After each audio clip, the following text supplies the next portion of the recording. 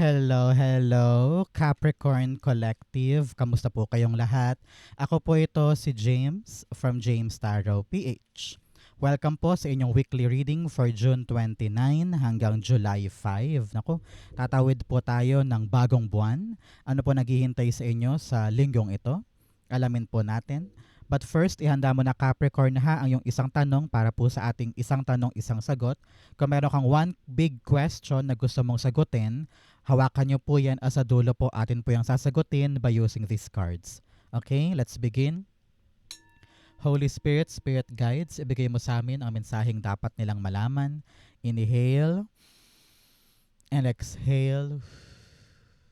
Your cards for the week. Ooh, nice, nice, nice. Siya nga pala mga Capricorn, maraming salamat sa mga hindi po nag-i-skip ng ads, nagla-like, nagko-comment, at patuloy pong sumusuporta sa atin every time po na meron tayong libreng reading. So keep on liking, keep on commenting, and thank you po for not skipping your ads. Welcome rin po sa ating mga new subscribers. Hello! Welcome po sa channel natin. At the background of your reading, meron kang the Two of Cups. Okay, Capricorn, ito yung simula ng linggo na tutuparin mo na yung gusto ng higher self mo sa'yo. Meron kang higher self, kakaibang version mo sa langit. At siya, gusto niyang gawin mo itong bagay na ito sa lupa. Siguro this week, magkakaroon ka ng urge or tapang or inisyatibo na simulan yung isang bagay. You will ask yourself, bakit ko ba to ginagawa? Bakit ko ba to gustong gawin? That is your higher self pushing you on that direction. Kumbaga meron kang alignment sa pinapagawa sa iyo sa langit. Okay? So ngayong linggong ito, ang bala mo ay komunikasyon. Makipag-communicate ka sa mga tao sa buhay mo, sa mga connection mo, sa mga kaibigan, sa magulang, sa anak, sa lover. Yung communication na yan, ang bala mo para magawa ng tama lahat this week. Okay? Kung meron ka mang negotiation, agreement, interview, or pakikipag-usap sa kliyente, sa bebentahan or bibilhan, maganda ang usap para makuha mo yung gusto mo. Partneran natin yan ng Cosmic Energy card, Transformation. Transformation is the soul's evolution. Sabi dito talaga, nagka-transform na ang buhay mo. Kung ano yung talaga yung alignment mo this week, magaganap yan. Kung ano yung para sa'yo, para sa'yo. Kung ano yung nakatadhana ay mangyayari this time. Okay? Especially in your core energy. Meron kang the High Priestess. Alam ng iyong spirit guides na marami kang tanong, marami kang gustong malaman, marami kang gustong makumpirma. Marami kang gustong mapanghawakan sa buhay para meron kang kapitan moving forward. Pero sabi dito, hindi mo kailangan malaman lahat. Hindi mo kailangang masagot lahat ng bagay ngayon. Okay? Ang kailangan mo lang magkaroon ka ng kahandaan na aksyonan yung alam mong para sa'yo. You're aligning to your higher self. You're aligning to your destiny. Siguro, mararamdaman mo yan this week na parang, alam mo, hindi ako sure, pero gagawin ko na to. Alam mo, walang kasiguraduhan yun, pero pupuntahan ko na. Meron kang inner knowing, meron kang malakas na kutob sa iyong intuition na time ko na to, I will do this, I will create this, I will take action on this. That is your alignment. Congratulations. High Priestess, the Devil card. Devil card is all about desire. Desires to do this, desires to do that, desires to create this. Pero may humaharang. Maaring ikaw to, kinakatamaran mo yung isang bagay, or hindi ka naniniwala talaga na kaya mo. O kaya, meron ding mga tao sa paligid na hinaharangan ka or dinadown ka or pinipigilan ka. Maaring kaibigan, katrabaho, magulang, or kapamilya. No? Merong mga taong ayaw nilang gawin mo yung dapat mong gawin. Ano ang kailangan mo ngayon, Capricorn? I-secret mo muna. Hindi mo kailangan sabihin sa mga tao sa paligid mo na meron kang gagawin na ganito, meron ka pupuntahan na ganyan, meron kang aasikasuhin na ganito. I-secret mo muna. Hush-hush muna. At kung ano yung mga dapat mong gawin, doon ka tumutok. Kung sino lang yung dapat makaalam, yun lang dapat makaalam. Para wala nang harang. Para dire-diretso ka na. So that your transformation ay maging solid, maging buo, at walang makahadlang. Okay? So, Capricorn, kamusta ka ngayon? Ano mga pinagkakaabalahan mo? Ano yung mga issues mo ngayon na gusto mo nang ma-solve? May problema ka ba? Ano yung mga concern mo na sana this time ma-solve na, matapos na? Comment down below, it will happen to you. Magaganap yan. Okay? In the area of what you need to focus on, meron kang the Page of Wands. Nako, sabi dito, sumubok ka lang, mag-try ka lang, huwag kang aatras sa mga bagay na alam mong, uy, promising, uy, pwede to, uy, gagawin ko na yan, uy, kukunin ko na yan. Importante ngayong linggong ito, Capricorn, yung tapang, yung fighting spirit, yung iyong kawalan ng inhibitions, na sabi mo, sige, try lang natin, sige, subukan lang natin, wala naman siguro mawawala kung susubukan ko. Because kapag humakbang ka na, diyan magisimulang mag-transform ang buhay mo at uma-align ka na sa destiny mo. Okay? Congratulations. Page of Wands, the Emperor card. Sabi ni Emperor, magpakatapang ka naman, magpakasigasig ka naman. Okay? Kailangan dito disiplina and also katapangan na umaksyon sa mga bagay na nakahantad. Halimbawa, ikaw ay naghahanap ng trabaho ngayon. Example lang. Naghahanap ka ng work. Nakita mo may application doon. Merong job fair doon. So, hahakbang ba tayo? Pupunta ba tayo? Magpapakatapang ba tayo? Yes. Subukan mo lang, try mo lang. Baka makita mo nandoon pala yung nag-iisang biyaya o grasya na magpapa-align sa'yo sa destiny mo. So, be brave, be action-oriented. Subukan mo lang to, yakapin mo. It will lead you to your surprises. Okay? So, mga Capricorn, tanungin kita ngayon, ano ba yung mga best quality ng isang Capricorn na proud kang meron ka pero hindi gets ng iba? Na parang, ganito ako Capricorn ako, kaya ganito yung action ko, ganito yung gusto ko. Pero hindi magets yun ng ibang tao. Comment down below. Ipagmalaki natin yan. Okay? In the area of what you need, meron kang the Page of Cups.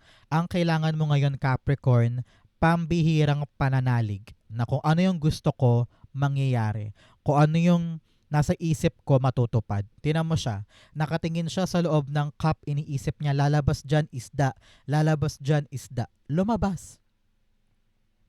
'Di ba? So parang ganun ka din. Kung ano yung gusto mo, paniwalaan mo. Kung ano yung nais mo, believe it. It will come to you. No? Panahon din daw to para maging creative ka, maging maparaan ka, maging madiskarte ka, para kung merong mang dead end or merong mga planong hindi gumana, makakahanap ka kaagad ng bagong solusyon or bagong paraan para makuha pa rin yun. So do not stop kapag merong aberya. Meron ka pa magagawa na ibang paraan to make it or to get it. Okay? Page of Cups, the Knight of Wands. Si Knight of Wands ay walang kapantay na sigasig. Walang kapantay na fighting spirit na kapag dumating to, alam kong akin to, ilalaban ko to, ano man ang mangyari. Susugod ako. Walang question, walang duda, walang alinlangan, gogora ako. Okay? So, kailangan ngayon nung maalab na paghahangad na makuha ko yung gusto ko. So, tanungin kita, ano ba yung gusto mo? Ano ba yung nais mong makuha?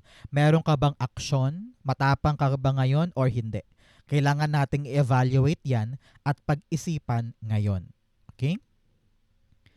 In the area of what's affecting your current energy, meron kang the Eight of Pentacles. Alam mo, sabi dito, meron kang mga gagawin ngayon na isekreto talaga natin. Kasi nga, maraming mga evil eye or mga magijinx dyan sa paligid.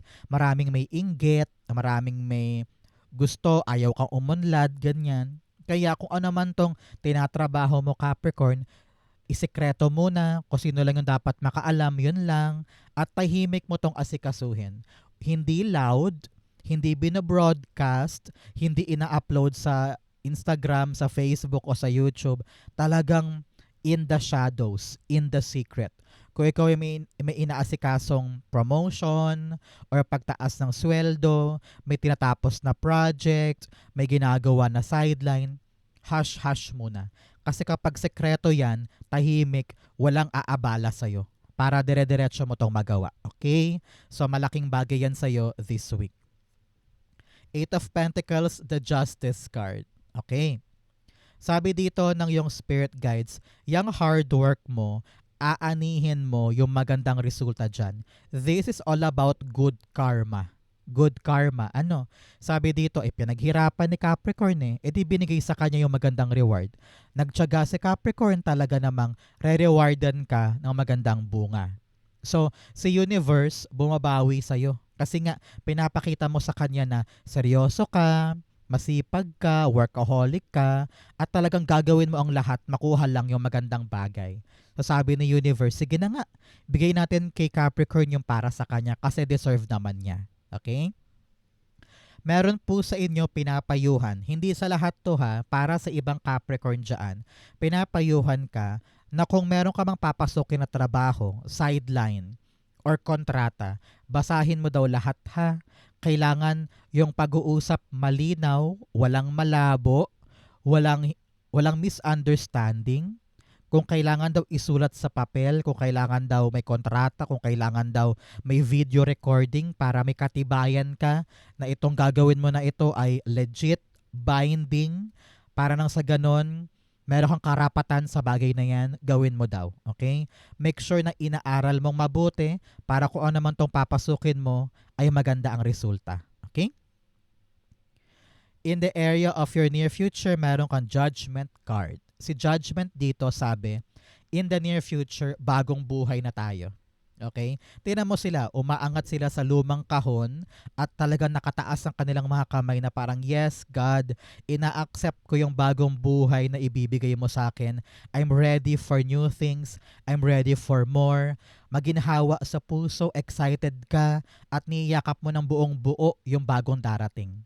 Congratulations. New life, new beginning. Maaring bagong lugar, bagong trabaho, bagong karera, bagong gagalawan. Talagang Capricorn 2.0 ka dyan.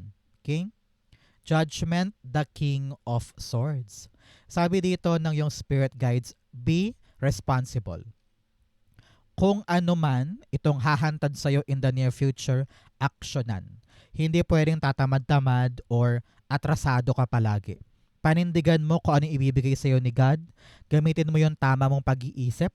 Huwag haluan ng emosyon, okay? Be smart, be strategic para kung ano man tong hahantad para sa'yo, mapapangalagaan mo siya ng maayos. Okay? Kung ano man tong bagong regalo, bagong biyaya sa'yo, kailangan ready kang hawakan siya para totally mag-transform ang buhay mo for the better. Okay? Importante yan for you. Congratulations. In your challenge, meron kang the Four of Swords. Nako, sabi dito ng yung spirit guides, huwag mong tutulugan yung isang bagay na alam mong dapat ng aksyonan ngayon. Okay. Meron kang mga bagay na iniisang tabi mo kahit na ang dapat mo namang gawin ay aksyonan na siya. Nakita ko patong-patong na yung gagawin mo sa schedule mo, sa notes mo, sunod-sunod na. Kailangan dito active tayo, Capricorn, at huwag tayong, alam mo yun, parang ipapasa mo sa iba. Kailangan nandoon ka. Kailangan ikaw yung punong abala. Ikaw yung hands-on dyan. Okay? Importante yan. Narinig ko rin dito na huwag mo nang pagdudahan pa yung dinasal mo.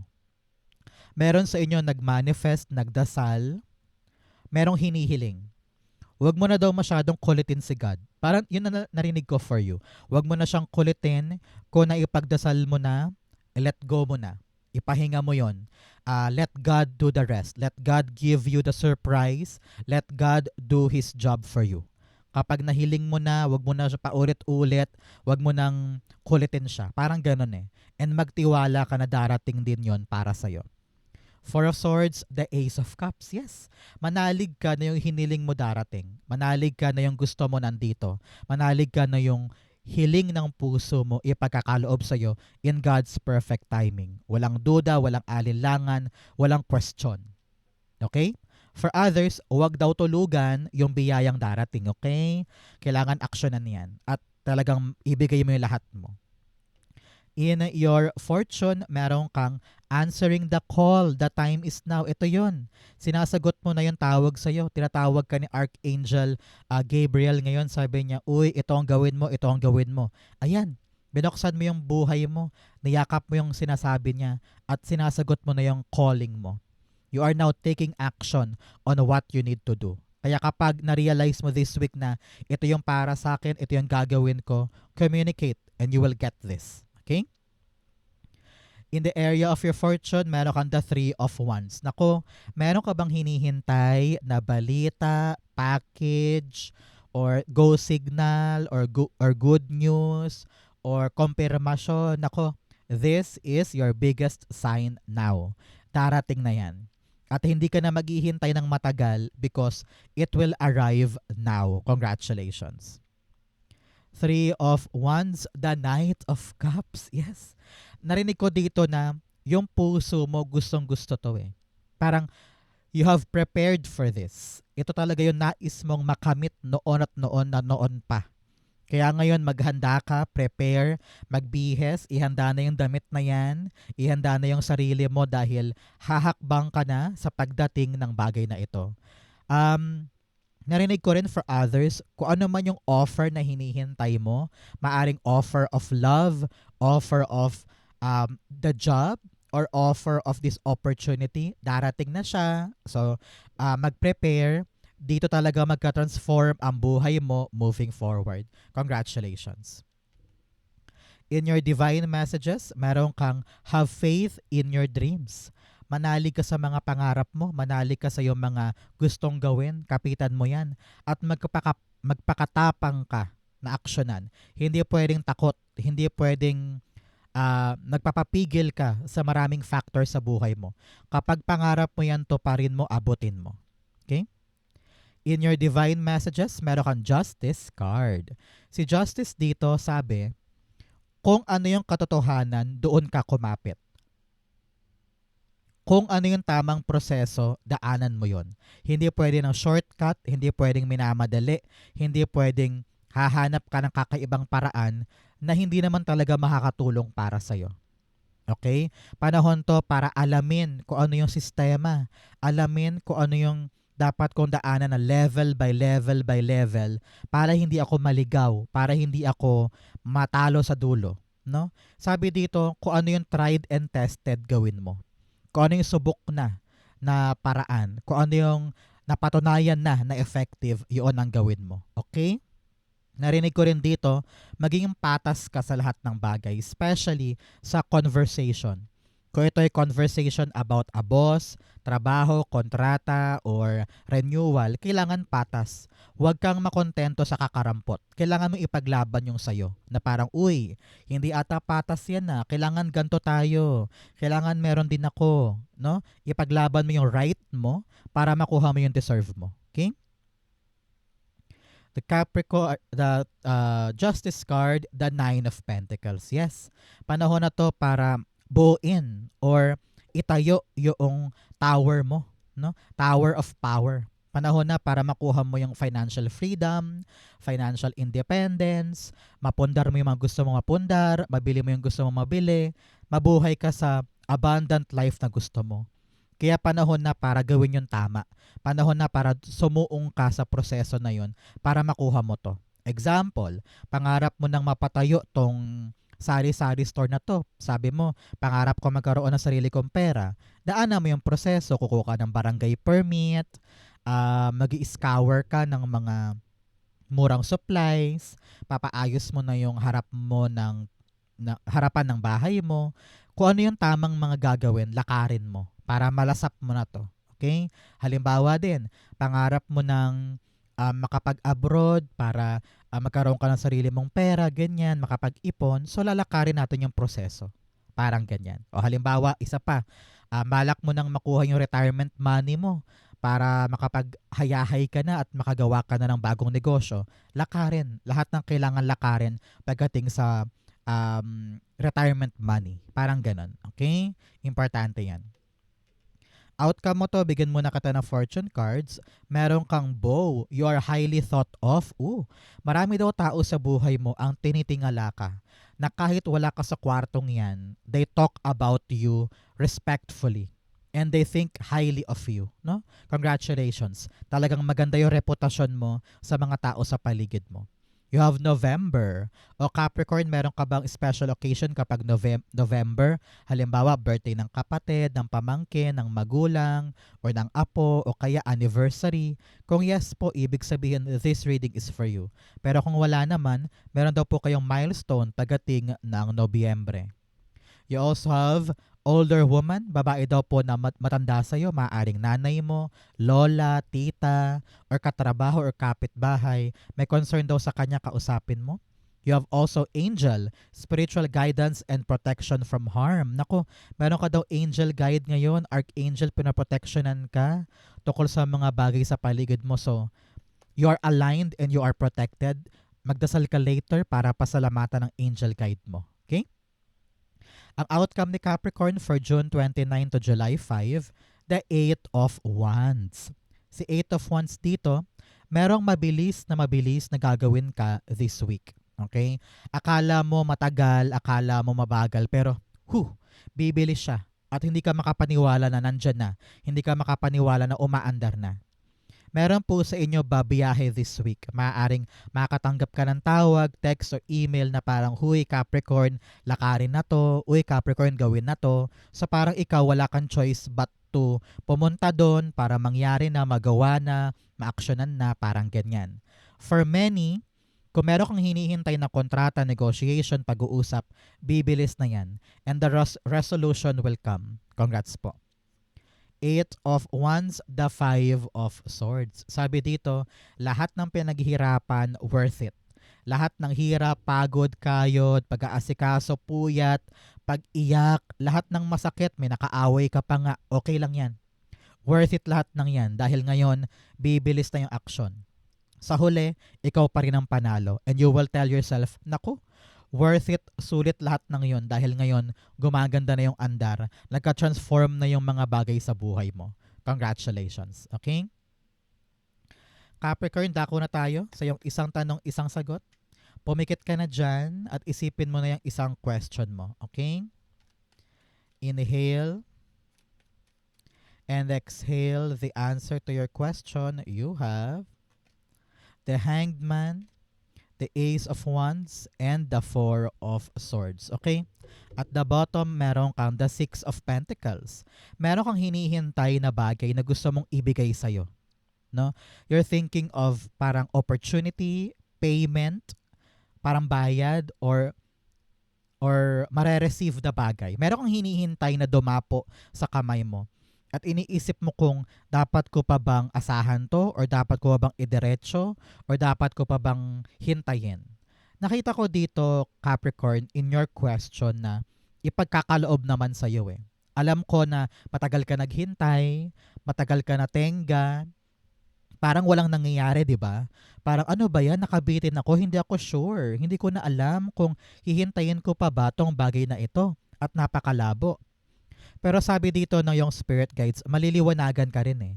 Na parang, alam ko na. Para makuha ko na to, para ma-receive ko na, para matanggap ko na, alam ko na yung gagawin ko. Para hindi ako nakabitin dito, para hindi ako nag-iisip ng kung ano-ano dito, meron ka nang maiisip na isang magandang plano. Na parang, pupuntahan ko na. Gagawin ko na to. Ito yung plano ko. A very, very exciting na opportunity or plano ang mabubuo mo dahil to sa pagkalinaw ng isip. At yung planong yan, susuungin mo, gagawin mo. And that will be the key para makuha mo itong bagay na ito. At you will have some rest. Mapapanatag ka na parang, hay, salamat Lord. Hay, salamat nakuha ko din. Hay, salamat na ibigay din. Ngayon, relax na ako. Wala na akong takot, wala na akong duda, wala na akong what if, wala nang kalabuan dahil nandiyan na sa kamay mo.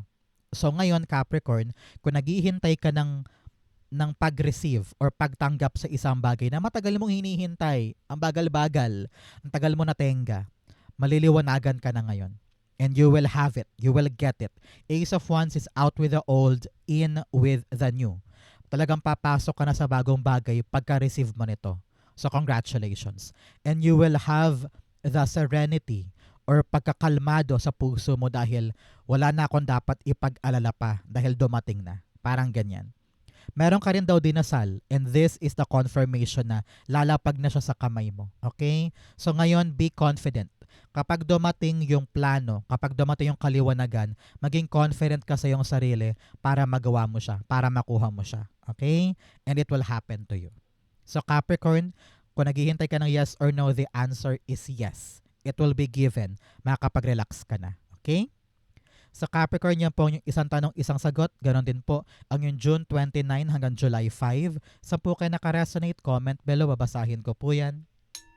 Thank you, Holy Spirit, Spirit Guides, for the clarity for today. Thank you po, Capricorn, for watching hanggang dulo. I love you. This has been James for James Tarot PH. God bless everybody.